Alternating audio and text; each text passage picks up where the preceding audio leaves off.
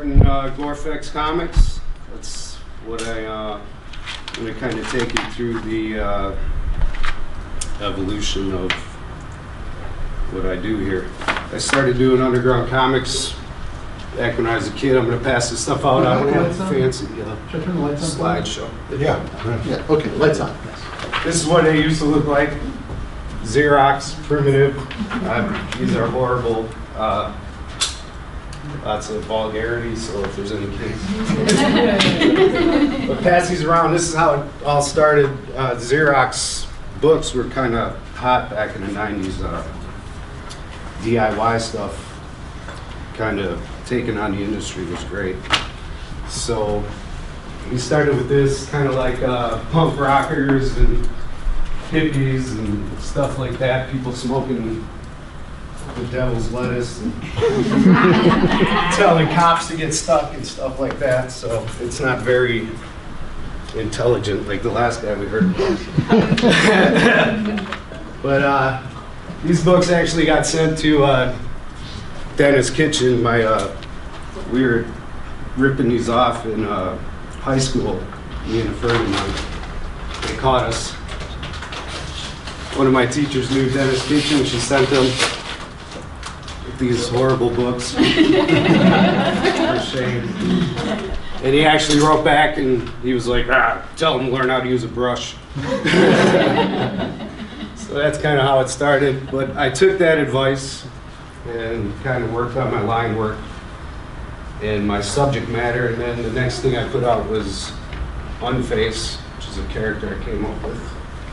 And my mom actually helped me steal these copies, so I was able to make these for free as well. Good job, Mom. But like I said, that style of comic book was pretty hot back like 92, 95, 96 when I was doing them.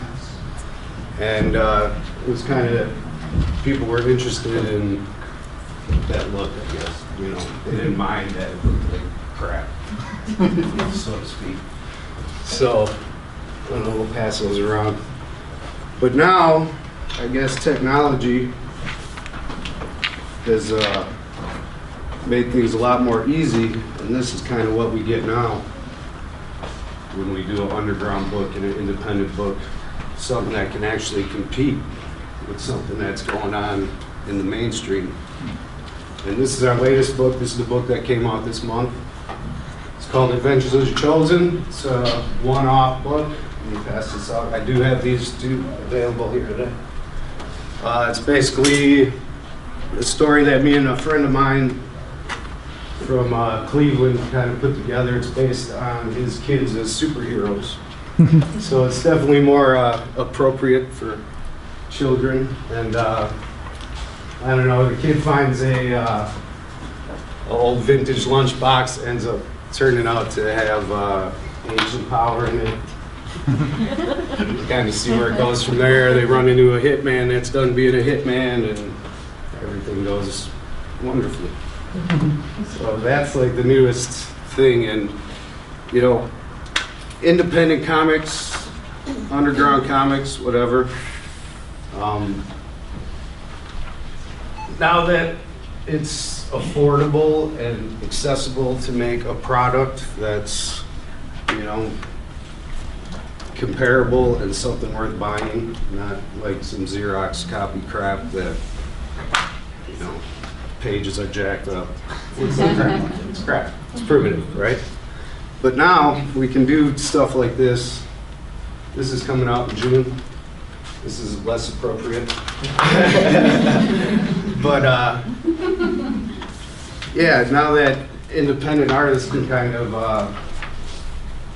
have their own voice and make a product that's, you know, competitive with a massive printer, you know, like Marvel or DC or whatever, which in my opinion, recycling all these characters over and over and over and over and over is a little stale. So independent comics allows people to bring a new voice, and now that it looks good, I think it can attract a bigger audience. And hopefully you guys can see that you don't have to go to the big boys to get entertained or to find something new. You know, you gotta you got to look, because revamping the Avengers, no offense, it's not really new, right? It's not really something new. I mean, poor Jack Kirby, right?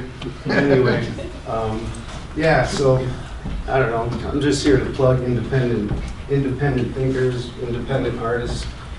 There's a lot of new resources out there, like Kablam printing makes everything so much easier. It's so much cheaper.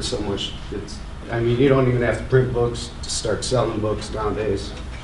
It's really good. I didn't want to go webcomic because I feel like part of comics is doing what you guys are doing now, just opening them up, feeling the experience, turning the page back, looking again, That's what I liked about comics, seeing what was coming next, right? So, yeah, I'm all about independent comics, and I hope to start that again. Dennis Kitchen, one of my heroes, because what he's done. Can you tell us who Dennis Kitchen is, in case people don't know? He started Kitchen Comics. I basically revolutionized underground comics, period. From Wisconsin, by the way. So we're trying to carry that tradition on. Like I said, hero of mine. I like a lot of different artists. Sam Keefe, Will Eisner, of course, Joe Kubert, 3 of my favorite artists of all times. Big fan of old Judge Dredd stuff, not into a lot of the new social justice kind of comics, kind of a drag. I read comics to get away from reality, not to have it shoved in my face. But, that's the beautiful thing about comics. The form is so expansive. You can do anything with comics. It's a poor man's medium. You don't need to go out and spend $1 million to draw a picture and mass produce it. You just got to do it, And that's what it's all about, follow your heart. Find something that you enjoy and bring it to life, and then other people come along for the ride, They see you're passionate about something, they see that you're bringing something to life, bringing it into the world. People want to, support that and be a part of that. And I hope that's what we're going to portray with Gorfex Comics. So, when were you starting doing this? Like, how old were you and all? I think that was like 1992. I was in high school. Somewhere in there, sophomore year or something like that. I'm 42 and on the 16th, so it was a while ago. I had to ask, because I was doing the same thing in high school. Like I was going to, I didn't have a Xerox hookup though, so I was going we got caught, trust me. The people at the Mayville coffee shop, they knew me by name though, and I knew how to flip the pages so they could line up right and all. So I'm having a flashback here. That's great. That's what it was back then. That's what it was in the 90s when we were kids, and we were just doing it ourselves. We didn't really have, we were definitely anti-Marvel. We just wanted to do, I don't know, we just kind of wanted to piss people off, I think. And how do you distribute your comics? How do you, where and how? These new comics, now there's outlets like Indie Planet, which I'm on, which you can go on there and you order and they print it on demand. So I can just upload my book to Indie Planet or other sites like that. There's a few other ones that escape me right now, but you can load your book up there. You don't even have to get hard copies, and you can be selling books, hard copy books, right off their website because they print them on demand. So Indie Planet, I think I have one of their flyers here too. I thought I brought one. Pass that around too. Kablam. Then do you sell through local comic shops and stuff? I haven't gotten that far yet. I just got these books a couple weeks ago, so we're just kind of kicking it off. They just kind of fell in our lap, so we were happy to be here, and it worked out perfect because we had our first release ready, and this was a great opportunity for us to kind of present it to everybody. This is Indie Planet and the people that did the printing. It's called Kablam. I don't know if there's any other independent artists here, but certainly a good resource to have. Certainly a good way to get your stuff out without breaking the bank. You know, there's no minimum orders, no minimum page orders, nothing like that. So if you want to put out a 4-page book, it's real easy to do and certainly cost effective and certainly a good way to get a portfolio going or get your name out there or whatever you're looking to do. You know, establish a following or just make a one-off with something to say, you know. Where are they based out of? You know? What's that? Where are they based out of? Kablam? Yeah. Florida, I believe they print out of. Very cool. They live in the internet. Yeah, right. They live in the internet. But yeah, they also digitize your books so you can sell your book as a download as well. So people that are, like I said, I'm really not into that, but I know it is a thing. So you can't fight progress, right? So, but that's what I know. I got about 5 minutes if anyone got questions or anything. I am going to set up some books there if anyone's interested. I got the Adventures book for sale here too. I heard you say we. Is it a one-shop operation, or you would? Well, I do the art stuff, or this book was co-created by my friend Chris out of Ohio, who I met through playing in the band and stuff. My wife is my humble editor and spell checker and proofreader and business manager.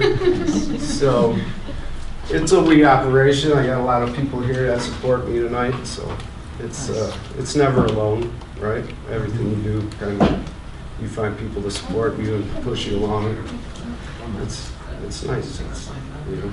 So is it a punk rock band too? A hardcore band, yeah.